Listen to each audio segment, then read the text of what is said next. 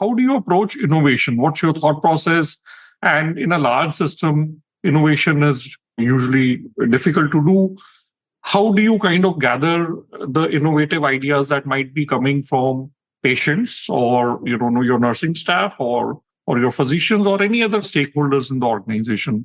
Right. So you have to think about it two ways. One is you have to, right? Everyone knows that. You have to water the plants or they won't grow. So you've got to have a way of listening for innovative ideas and collecting them, and then finding a way to put some gasoline behind them and getting them the resources they need to try to run with them.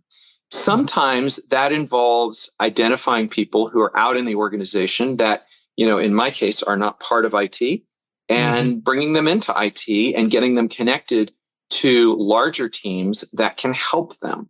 Clinical engineering is a great example in healthcare organizations where you've got people who are out there repairing things, dealing with biomedical devices. They're not always part of IT. And how you find talent in that organization that needs some of the resources that typically IT can provide, whether that's project management or infrastructure that isn't intrinsic to CE. That's just one example. So you've got to be listening and you've got to find a way to run with it.